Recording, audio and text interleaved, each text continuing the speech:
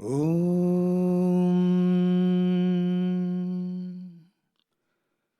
Saishwaraya Vidmahe Sathya Devaya Dhimahi Tanna Sarvah Prachodayat. Om Shanti Shanti Shanti. Invoking the divine presence of our ever-loving Swami and offering our loving pranams at his lotus feet. To the Swami in each and every one of our hearts, my loving sairams to all of you, and welcome to this national retreat of UK. It's been an absolute pleasure for the past 48 hours to be here, to absorb Swami's love that flows through each of your hearts. And it is quite overwhelming to kind of stand here, especially after, I would say, an over-the-top, some few words by Brother Shitu. So as I was listening to that introduction, my mind went back to a little story that Swami would often tell us. And so let me start with that. Now, this is completely unscripted. And this is thanks to Brother Shitu's introduction and also Brother Shakti's introduction. So let me start with this story. Hundreds of years ago, as it is always said in this part of the world and in our country, right, which is because our country is that old, our countries. There was a sculptor who used to create beautiful sculptures of the Lord, different forms of the Lord, and they would travel far and wide to all parts of the country, the kingdom. And he was most famous for his beautiful sculptures, statues. Once he is commissioned to create a beautiful sculpture of whatever Lord that you want to choose, let's say Lord Vishnu, by the king himself. The king of the kingdom has heard about him, and he creates this beautiful sculpture of the Lord, and he works really hard. It's the most exquisite, statue. And now what would happen is, after the statue would be ready, to transport the statue from his place to that location, whichever location it was, he had his favorite donkey. A donkey on whose back the statue would be kept, and the donkey would take it. So for the first time, this beautiful sculpture was placed on the donkey's back, and now for the first time, the donkey was moving towards the kingdom itself, the royal palace. So it was a very exciting moment for the donkey as well, right? For the first time, he was seeing the capital city and the hustle and bustle of the bazaars over there. And as the donkey starts to approach, all the people in the bazaar start looking at this exquisite, beautiful murti, the statue of the Lord on the back. And the moment they see such a beautiful murti, they start throwing flowers, at the murti. Kumkum and chandan and all of that, sandalwood. And the donkey starts to believe that it is all for itself. And the donkey starts to believe, starts to say, so finally my time has come.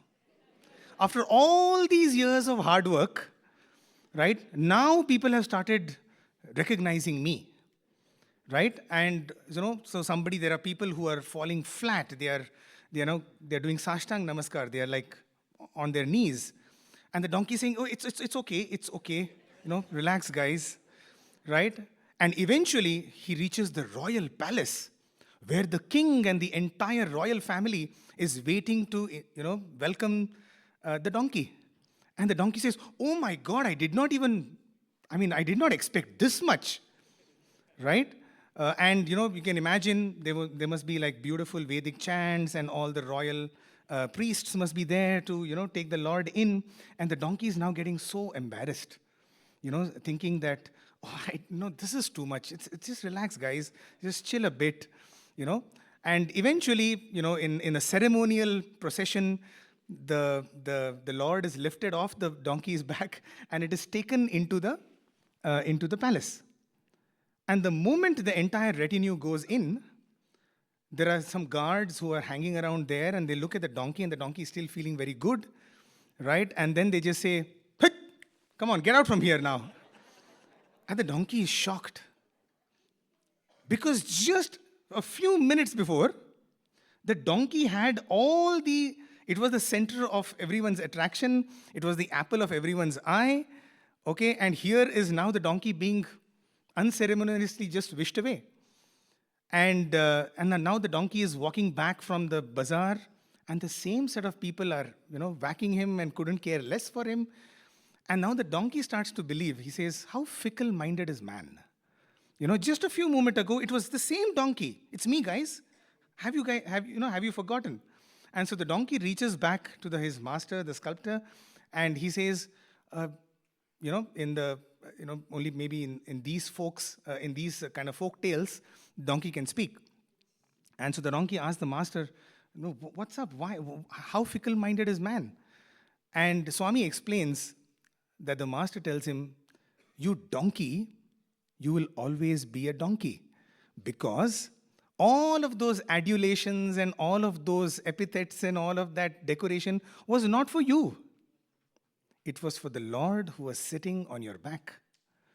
Right? Whenever I hear over-the-top introductions, I feel like a donkey. Right? We are nothing. And in fact, Swami ends the Chinnakatha by saying, "You're all donkeys." Why? Because as long as God is seated in our hearts, the world will give us adulations, the world will give us, kumkum and chandan and all of that. But let us not forget, the moment the Lord leaves us, we are big zeros. We are nothing but donkeys. So frankly, I don't want to be a donkey. So I'm going to offer all of that and all of the successes and the failures and the achievements that we have at his lotus feet, right? Because without him, we are nothing. We are here only to celebrate his presence in our lives. So having said that, I was given a topic for this talk, and so let me jump straight into the topic. So once again, let me take you a few thousand years ago. We just celebrated the Krishna Janmashtami, and so I want to paint a story in front of you. And while I do this, I request all the brothers and sisters to take yourself back into this beautiful story. Many thousands of years ago, a flutist, a man who would make flutes and play the flute, he lands up in the village of Brindavan. Brindavan, the village, the little town of Lord Krishna. It's early in the morning, and probably like a Leicester morning, nice chill, beautiful breeze, right? So if you want to really experience that, just step out. And under a tree, he hears the most beautiful flute ever that he has heard in his life. And he's absolutely mesmerized by the divine music that he's hearing. And so he is so taken aback, he wants to know where this music is coming from. And so he starts to search for the source of this music. And all he sees is a little blue-eyed boy, blue-eyed boy, running away from him. So he has only ever seen the back of the Lord. And so smitten he is by that experience that eventually he settles down there, and he can hear the very tone of the flute that had emanated from behind the tree. And so he makes the mission of his life to create a flute that can create or produce that kind of a tone. You're understanding what I'm saying, right? He wants to create the perfect flute. And so he starts. Every morning he will take, the best bamboo that's out there. You know how a bansuri or a flute works, right? It's just nothing but a bamboo, and he starts to make the holes. And after he finishes, he completes making a flute. He puts it, he blows into it, and it's not that sound. It is not that magical sound that he had heard. And so, day in, day out, week after week, month after month, he is wanting to create, that perfect flute. And the moment he hears that, the flute that he has created is not perfect, he just chucks it away, right? So just imagine there is now a mountain pile of flutes, which are the rejects, right? The useless flutes. There's a mountain pile of them in his backyard, possibly. Okay, and he's still trying to create the perfect flute. And the only purpose of him creating the flute is an opportunity to give that perfect flute to the Lord if and when he ever sees him again. In the meantime, Lord Krishna has moved on, right? Krishna has gone from Vrindavan, he has gone to Mathura. Today he's the king of Mathura, and years roll by, probably a decade, right? And all the people in the village start to believe that this is a madman, because everybody comes and asks, what are you doing? And he says, I'm trying to create the perfect flute. Okay, and he says, man, but you've just tried for years together and you've never been able to do it. He says, I think I will be able to do it, right? And people would look at the mountain pile of, reject flutes, and they would say, this is the mad flute man, the man. So he gets a label, right? And now he has a little boy who is about the age of Lord Krishna when he had seen him, about 10 or 12 years old. And he hears the news for the first time that Lord Krishna is coming back to Vrindavan to spend one evening. Okay, and so now he realizes that this is his moment. If he misses off on this opportunity to create the perfect flute and to hand it over to the Lord, then probably he will never get an opportunity again. And so he works doubly and triply hard, okay, creating more and more flutes, and every single flute is a reject. Eventually, you can imagine, the Lord has come because he's a king. There's a big retinue, right? So there are lots of, horse carriages running around, and he's trying, desperately to make the perfect flute. Okay, and you can imagine his son, little boy of 10 or 12, thinking, what's wrong with my father? People making fun of him because his father is a madman trying to create the perfect flute. And it is said that the Lord had scheduled to be around till about 12 midnight, and then he would return back. The Lord was coming there to meet the Gopikas, right? To spend some time with them after so many years, catch up on the good old times that he had in Vrindavan. And this man is busy making, and at about 11:45, about 15 minutes left for the Lord to leave back. And he's just finished creating one flute. He puts it on his lips, and it is the perfect flute, right? The exact same tone that he had heard a decade earlier has now emanated from this flute. So you can imagine how excited he is. And now he wants to give this flute, he wants to gift this perfect flute to the Lord. And so what he does is he calls his son, and he decorates his son, he dresses up his son exactly like how he had seen Lord Krishna a decade ago. He puts a little peacock feather and a pitambaram, and he says, my child, run as hard as you can, and somehow make it to the Lord and tell him that this is the perfect flute. And so this boy, he's also happy that finally this ordeal is over, right? My father, has done it. And so he runs, okay? And it's now about 12 o'clock in the midnight, about to reach, and the Lord is also, everybody's telling, all the ministers are telling, sire, it's time to go. We got a long journey up ahead, and you have protocols to follow, right? So let's go. And Lord Krishna is saying, just give me a minute, I'm waiting for someone. Okay, and just at that moment, this little boy reaches the Lord, and obviously everybody stops him. And the Lord says, no, come in, I'm waiting for this boy. And this child enters, and he just presents the flute to the Lord. Okay, and the Lord takes it, puts it on his lips, and blows out. And there is the most mesmerizing music that has ever been produced.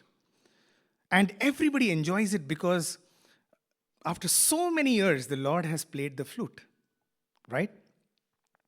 The whole thing gets over. He gives back the flute to the boy and says, "Give this as my gift to your father." And eventually the Lord leaves. This boy comes back home to see his father kind of, just leaning himself against the wall of his hut. And he says, "Daddy, Daddy, Daddy, we did it. The Lord took the flute in his hand and the Lord played." And the father says, "Tell me more. Tell me what happened." Okay, and the boy narrates the entire incident of how the Lord took the flute and how everybody was absolutely enchanted by the music that had come out. And his father just sheds tears of joy. And then he says, "Daddy, Daddy, you should have been there. You should have been there to see it. Why did you miss it?" And then the father says, "I missed it because I was supposed to be taught a lesson. Because the moment the Lord touched to his lips, that flute, the thousands of rejected flutes in his backyard all stood up. And he was surrounded by a symphony of the most beautiful music that he had ever heard from each of the flutes over there had produced the same divine tone. Because the Lord does not want the perfect flute. Whichever flute the Lord touches to his lips creates the perfect music." The reason I tell you this is because the Lord does not see our ability, he sees our availability. We don't have to be the perfect flutes. We just have to make ourselves available for him to make us the perfect flute. That is exactly what we have done this weekend. We have made ourselves available to Swami. And every single day of our lives, if we are able to simply make ourselves available, he is the one who is going to make us capable. We don't have to worry about whether am I good enough. As it is said, he does not call the qualified, he qualifies the called. And therefore, my many, many prostrations to all of you to have made yourselves available to the Lord this weekend and from now onwards for the rest of your lives. Each one of us must aspire to be that flute that can blow his music through each one of us. So how does he choose us? Or do we choose him? It is as it is said, if you choose the Lord chooses you. Swami says, "You take one step towards me, I take 100 towards you." So we have to take that one step towards him, right? So since the topic was all of us are flutes now, right? So even while I talk about how this flute, this Amey flute, kind of made himself available, what I would request each one of you to do is to think about your own first moment with Swami.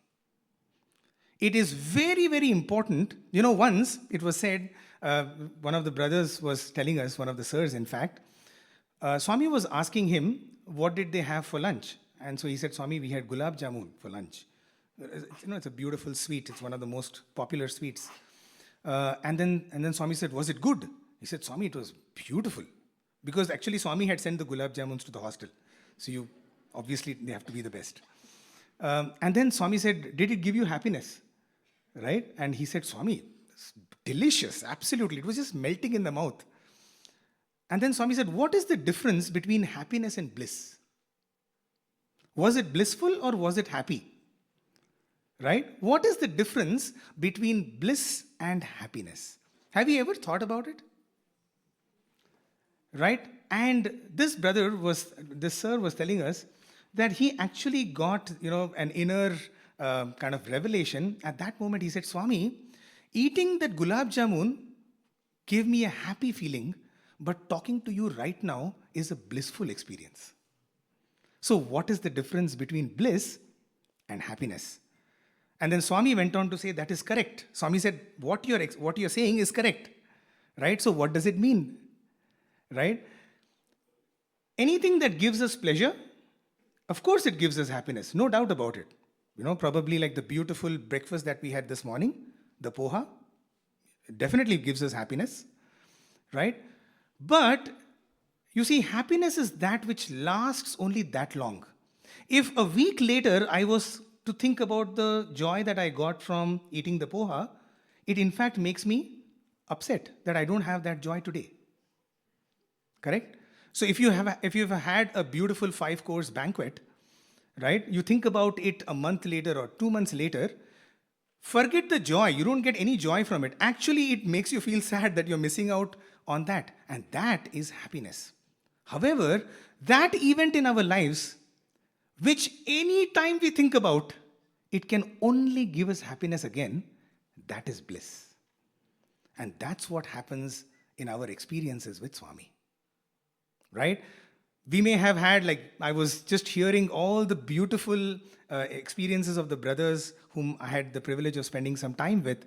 And each of them is like a mountain. It's like a treasure chest of, people coming in the 1960s and in the 1970s. And I'm wondering, what am I doing here in UK, Probably Swami sent me all the way here to listen to these experiences. There are people who have seen Swami in East Africa. The only time Swami stepped out of the country, they have seen him, right? So even after 50 years, 60 years, 70 years, even now when we think of those moments, it still gives us joy. You see, that is bliss. And so while I narrate my instance or how I came to Swami, yes, you can treat it as just another experience. But the better way to benefit from that would be to think about how you got your first experience. It's very important that we do this in our spiritual sadhana. To think about how Swami entered my life, because that is ever fresh. And obviously, many times, in the humdrum of our organization activities, unfortunately, many times I feel, Swami, did you create this organization to help us or to impede us? Right? Organization in the beginning, it tends to help all of us. When we take our baby steps in spirituality, it's beautiful to be in an organization where you have elder brothers and sisters holding your hand. Eventually, you become an elder in the organization. Okay? And, we will talk about it maybe tomorrow, more about the organization.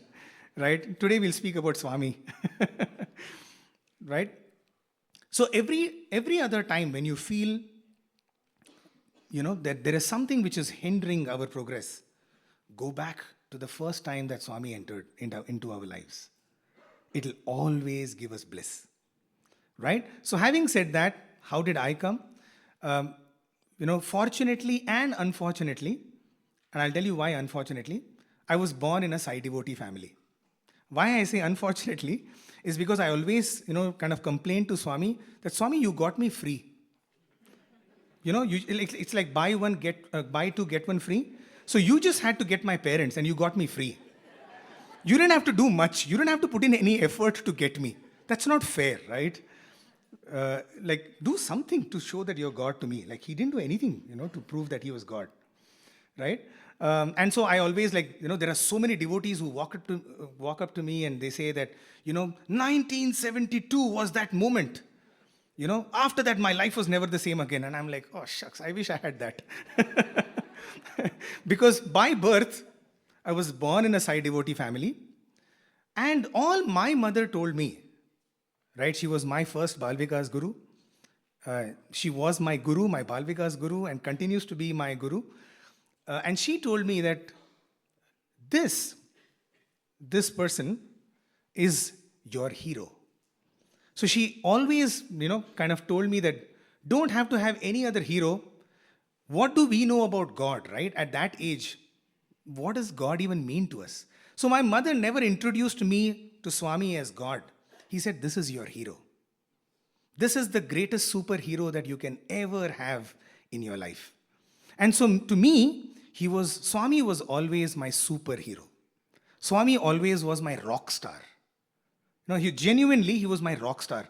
He would also look like a rock star, right? With all the hair and, right? And every time we went for darshan, right, I would look at my rock star. The person who was stepping out of the interview room was not God to me.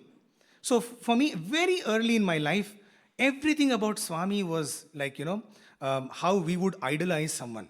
So the way his hands would move. And, I would come back to the room and I would be like,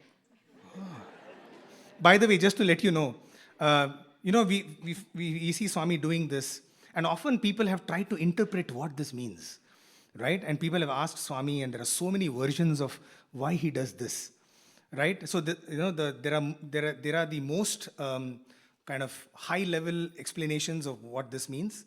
Some people say that when he's doing this, new universes are being created, new galaxies are being created, by Swami. So that's like the really mysterious ones.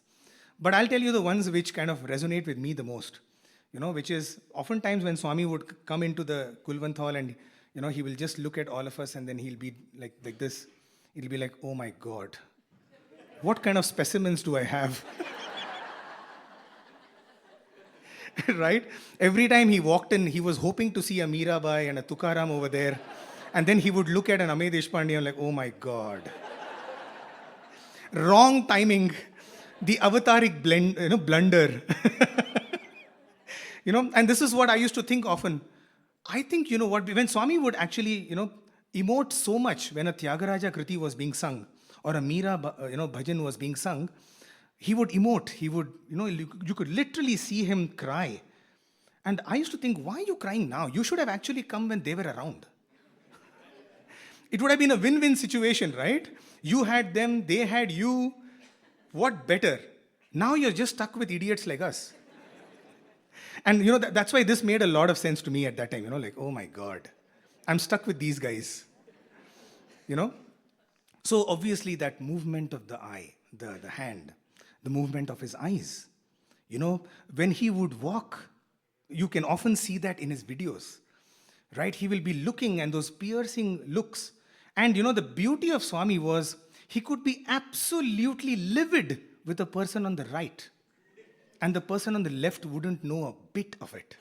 It would be just compassion flowing through for the other person, right? Only God can do that. Switch off, switch on, right? And so all of that, and when Swami moved, especially on the sand days, back in the 80s, when Swami moved on, I'm sure you've walked on beaches. You know how difficult it is to move on sand, right? You don't get a perfect gait.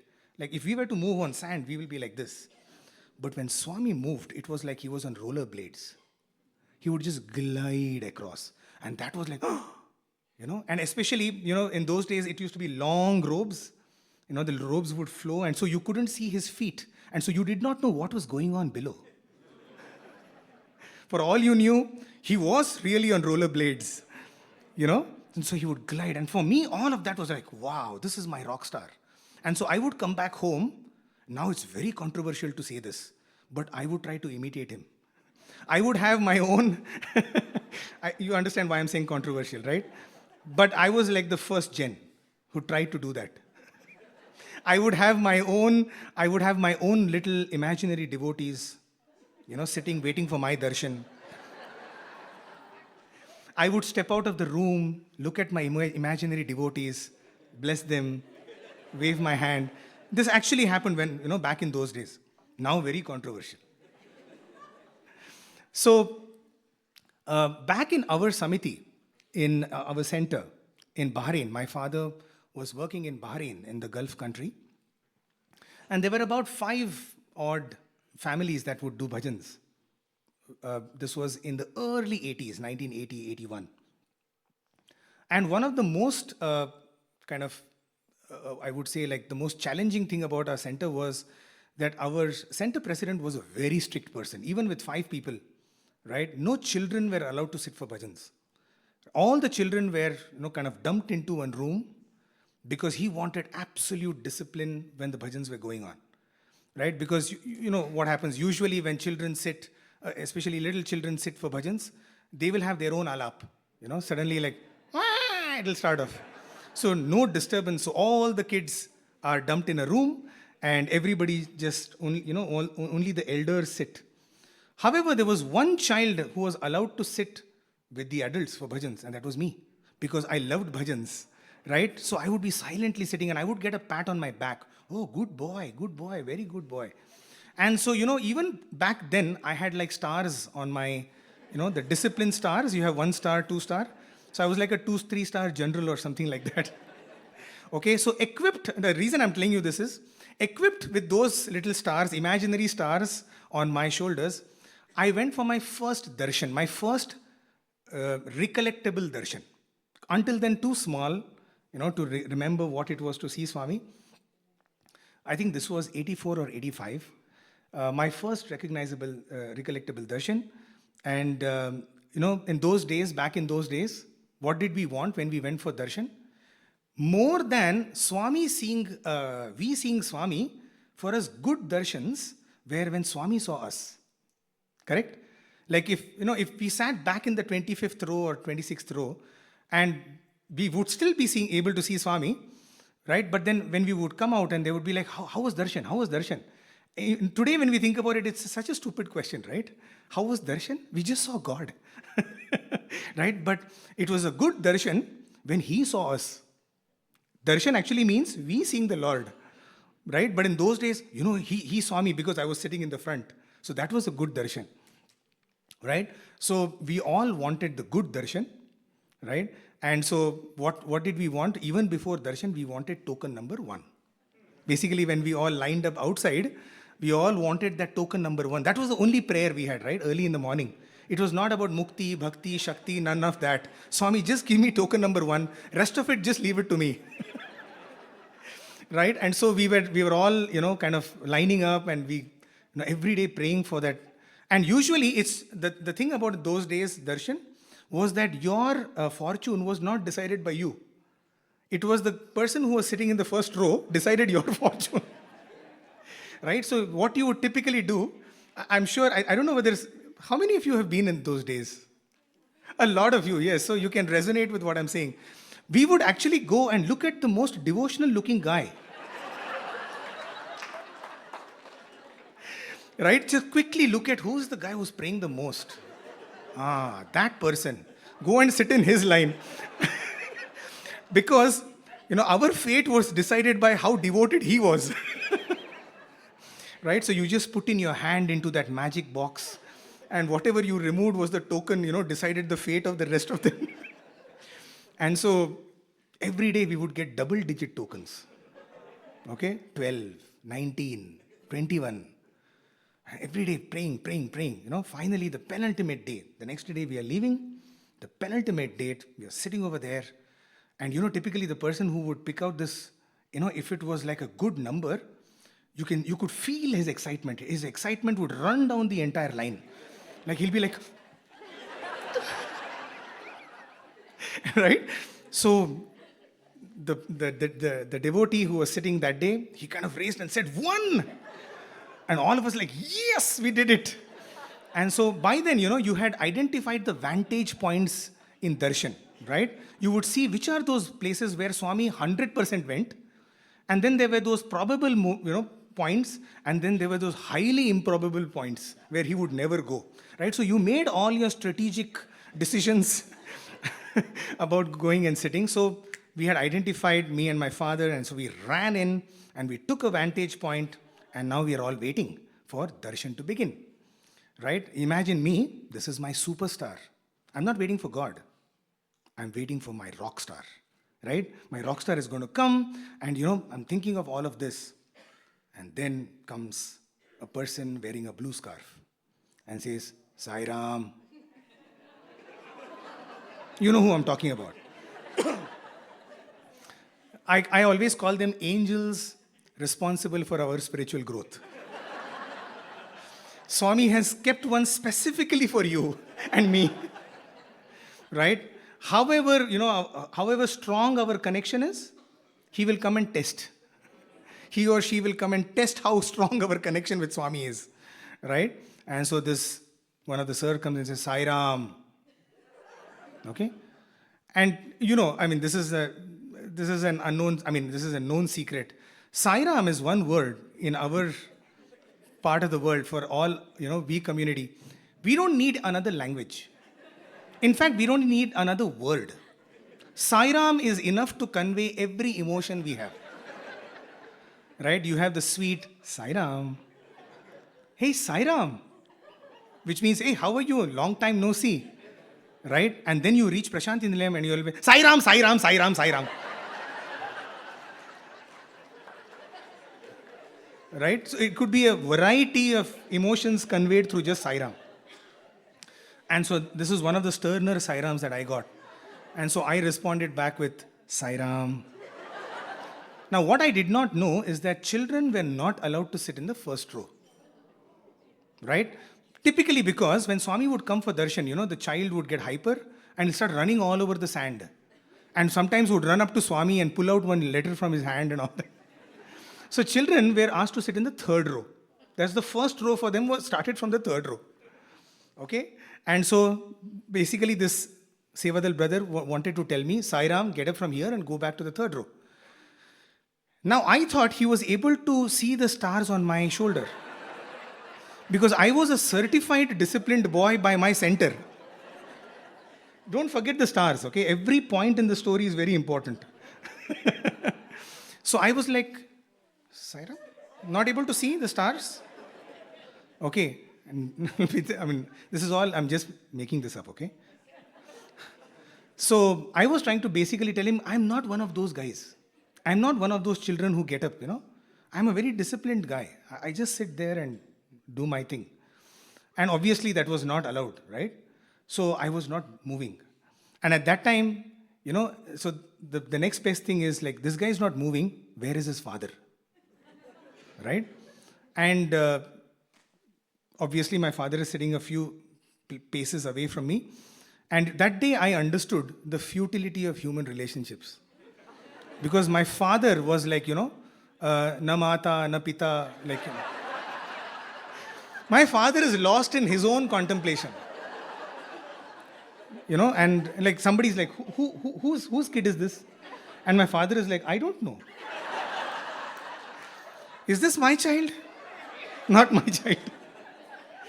And so I was physically lifted. And there used to be at the entrance of the darshan, where everybody entered into the darshan ground, there used to be arches in those days, if you remember. And the farthest most arch from Swami was the place where the naughtiest kids were thrown. It was like a dungeon, okay? I was thrown into that, okay? No, don't worry about it. It's about 40 years ago. I mean, but I appreciate your... So I was thrown into that, and you can imagine how humiliated I was, even at that age. So much ego, right? I got up there, I started screaming. Imagine, pin drop silence in the darshan grounds in Prashanti. Pin drop silence, everybody's waiting for Swami. Okay, and I start screaming. I still remember what I screamed. I said, this is not real Swami. Not real Swami. I'm shouting. Okay, and for some strange reason, I still don't know why I was shouting that, but I said, this is not real Sevadal. Okay. These are not real Sevadal. This is not real Swami. I'm shouting. Okay, and lo and behold, what happens? Me and my father both are thrown out of the darshan ground. Okay, like, that day my father would have looked back, oh my God, why did I produce this guy? Okay, so we were unceremoniously thrown out of the darshan grounds. Okay, both of us, because, get your son in order, chuck out. Right, and the moment we are thrown out of the darshan grounds, the music starts, Swami comes out for darshan.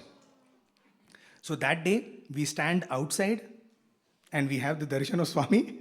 So from the first line inside to the first line outside, we always wanted a first line. Right? And so we just stood out there and, I was, kind of crying. And my father was like, don't cry loudly. Otherwise, from here also, they'll chuck us out. Do you want to be chucked out of Prashanti Nilayam itself, the ashram itself? And so in those days, if you remember, after darshan, after one round of darshan, Swami would pick a few devotees for interview, and the rest of the crowd would go to finish, their breakfast and what have you, all the other ablutions, and come back for bhajans, right? So typically about 6:45 in the morning, Swami would come out. By 7:15 in the morning, the darshan would be over, and from 7:15 to about 8:30, 8:45, the interviews would go on, and 9 o'clock, Swami would come out for bhajans. And so everybody would go. Since it was our penultimate day, my father said, hey, you know what? We didn't even get an opportunity to sit inside the darshan grounds. Suddenly the 12 and 19 and 21 tokens were better than where we were currently. So let's just go and sit inside. Let's just forego breakfast and let's forego, because this is our last day. So let's just sit inside. And so, there would be a smattering of a crowd. There would hardly be 50, 60 people because Swami will be inside. And so we went inside, nobody else there, hardly a few devotees. And that day, the interview gets over by 7:45. Okay, the door opens and Swami steps out. Okay, and Swami just looks in the direction in which I was sitting. Okay, and now there is nobody. And Swami starts to walk straight from the interview room. He walks up to me. Okay, dear brothers and sisters, think about how Swami walks into your life. Right? He walks up to me, okay, and now there is no Sevadal, there's no first line, there's no nothing. Okay, and the Swami comes up to me, and the first word that I remember, he said, hey, kai ko chillata hai? That is in Hindi, why were you shouting? Right now, I didn't know that sound waves travel so slowly. Because I was shouting at 6:30 in the morning. This was 7:45. Right? But here was Swami coming up to me and said, hey, kai ko chillata hai? Why are we shouting? And for me, I didn't know what to respond. Why? Because my Rockstar was standing in front of me. Right? And eventually he patted my back. He says, good boy, take namaskar.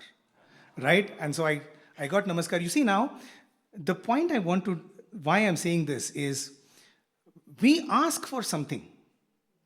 Right? And oftentimes there is a delay, and many times there is even a denial.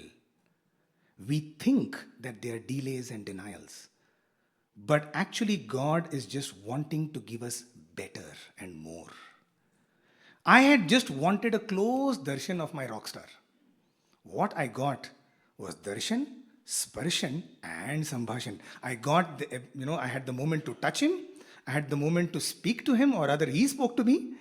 Right? And so I got much more than what I asked for. And oftentimes in our life, when you look back at each of your lives, you will realize this. That when you don't get what you want, it is only because God wants to give you more. All we need to do is to hang on. Right? Especially let us be very happy when Swami does not give us what we want.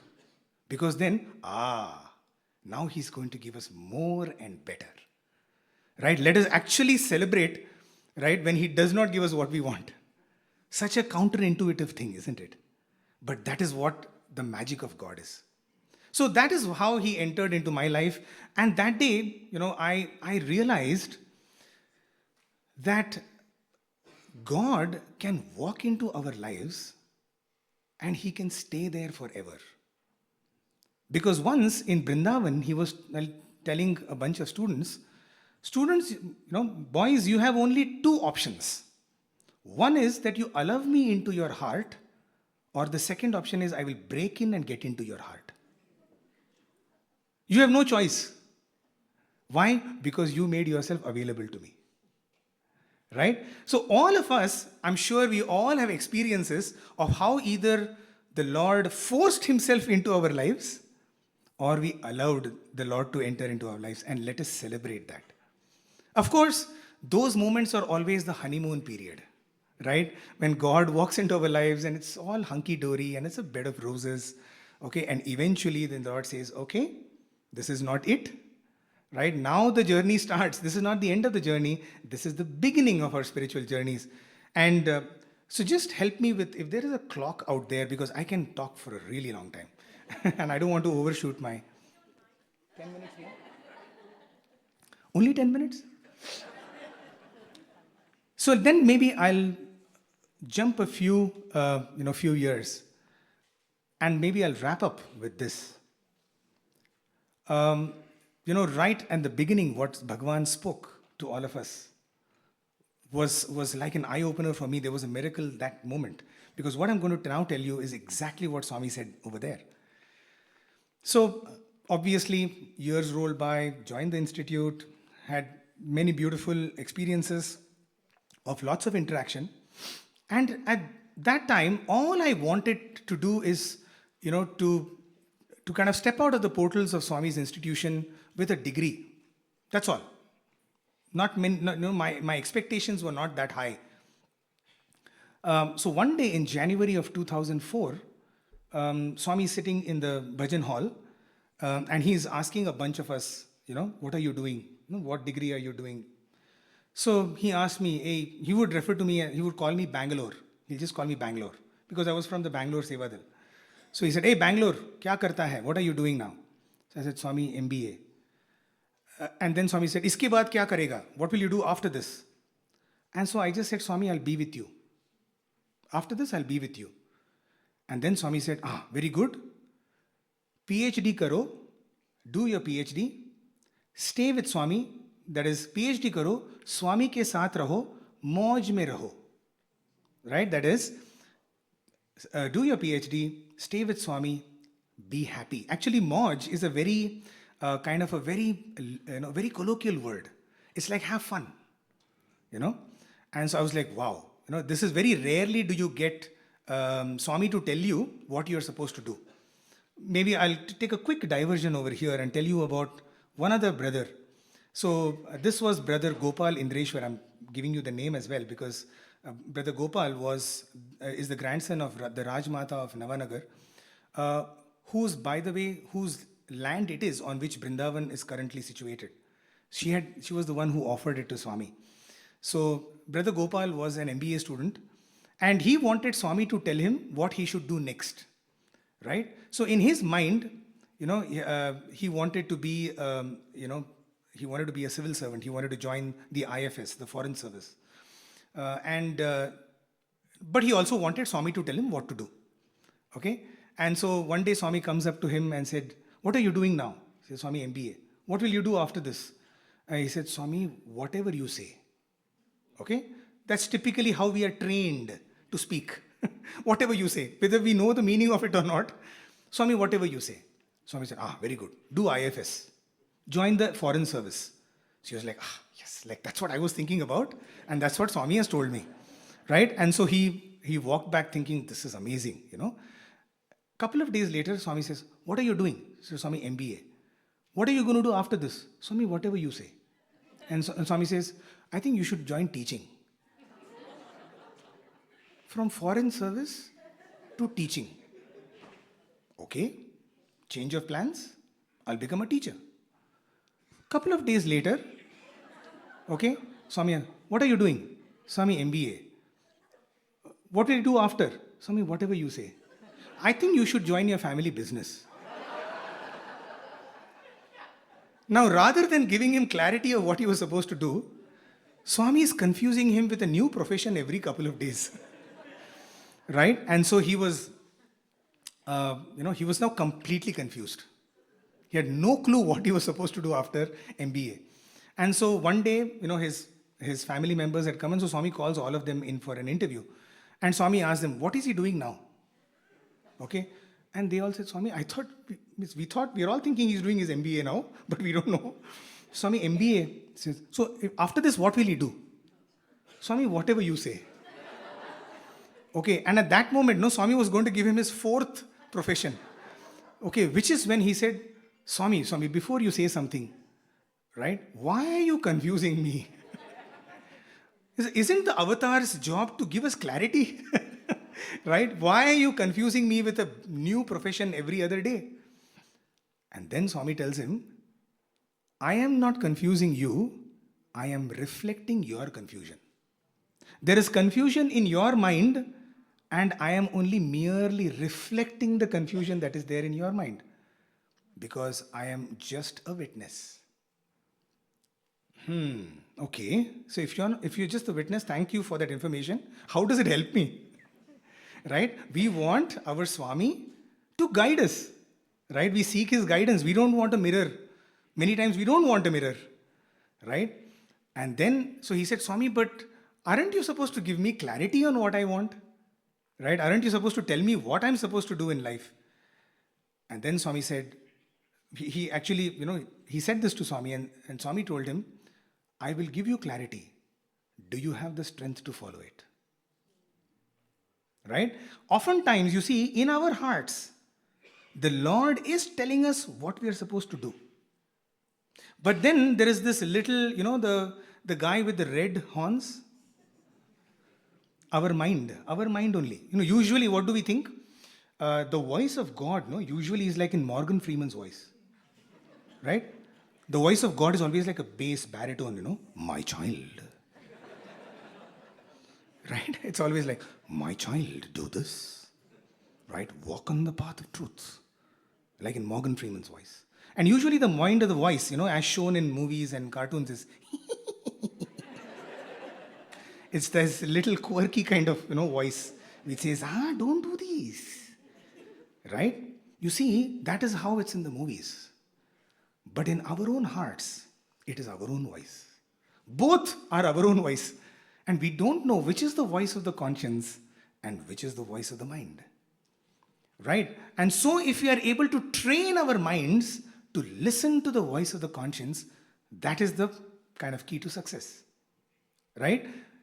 So why am I telling you this is, I'll come back to the January 24 when he said, do your PhD, stay with Swami and have fun. Now PhD, you see, for Swami, PhD, you know what it meant? That's right, permanent head damage.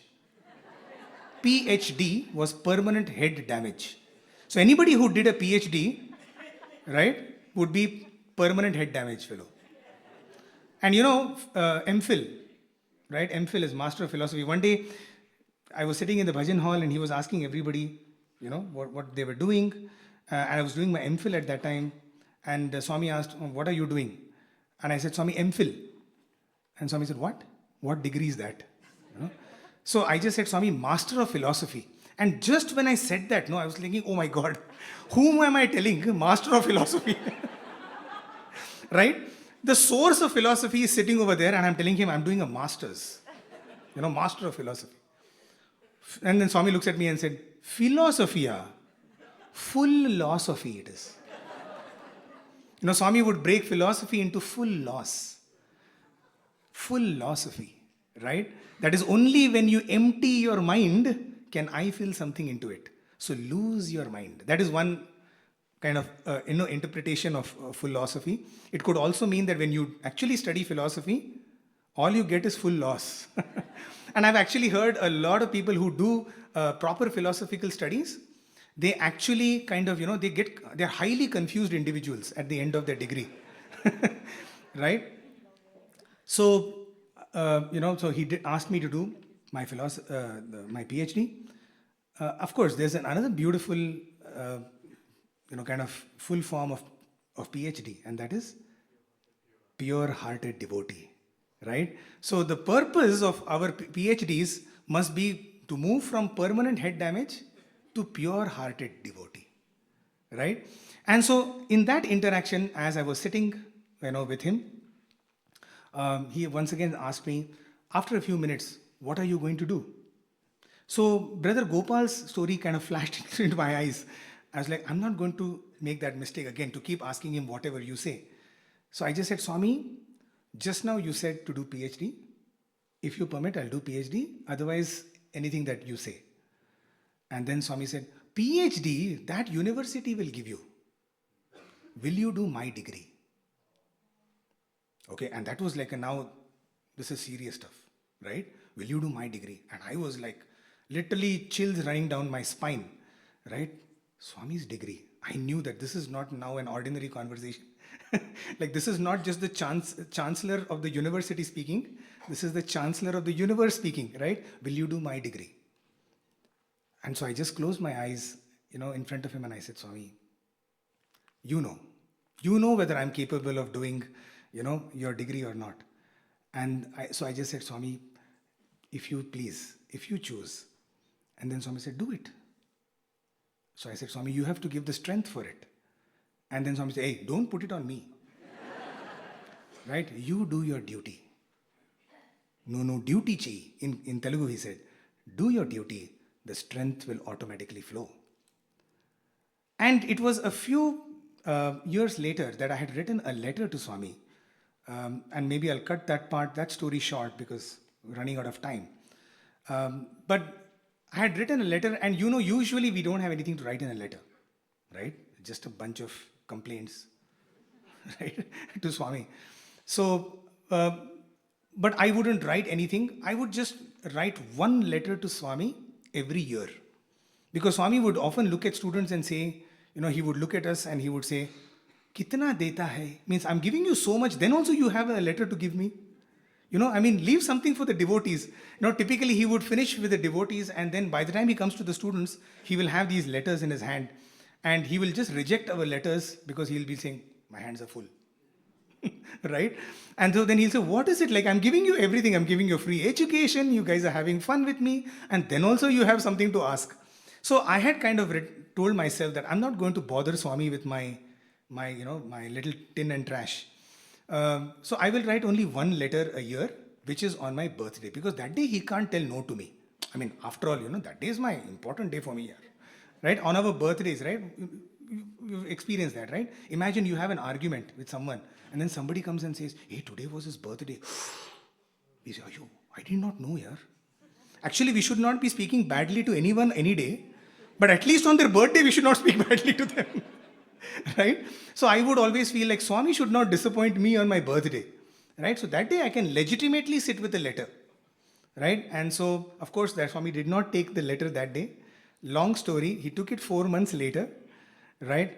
And I would just write a few my prayers in that. And I have some beautiful prayers that I have picked up from different speakers over the years. One is, Swami, you are the thinker of my thoughts. You're the doer of my deeds. You're the speaker of my words. Guide me, guard me. I am in you. You are in me. I am you. You are me. Help me realize that. In fact, the very first line of Loving God, written by Professor N. Kasturi, starts with, this time, once again I had failed and I had to be resent back to this primary school called the world. Because the whole idea is to graduate from this world. Graduate from this samsara, get liberation, isn't it? But because we fail, punarapi jananam, punarapi maranam, right? So I used to love that. So every time I would say, on my birthday, I would say, Swami, once again, I have failed and so I'm back in the school, right? Just help me go out of this. And so 4 months later, he took the letter and he opened it and he starts to read that letter in front of me. Okay, so he's reading out. Just imagine, I'm feeling very nervous because I have written all sorts of big things, in the letter. And now Swami is reading out that letter to me. And then he shows me that line which says, I am you and you are me. Help me to realize this. He underlines it with his finger, that line, and then he pats me on my chest and says, Idi bhadramga penchuko, means develop this feeling every day. And then he folded the letter and put it back into my pocket and said, keep this letter with you and contemplate on this letter every day. I have brought that letter with me even today, after 2008 it was, and I still have the letter. It's in a pretty dilapidated condition right now, but I thought I'll share this letter with you because this was the letter, as you can see. This is exactly how he had folded the letter, right? And so in that line which says, so this is how I had written the letter, right? And he says, you are me and I am you. Let me realize that, O Lord. So he had underlined these two lines over here, right? And he said, develop this feeling over and over again. Dear brothers and sisters, all of these retreats and all of these sadhanas, the end point is only for us to know, exactly as Swami mentioned, I am you and you are me. Thank you. Sai Ram.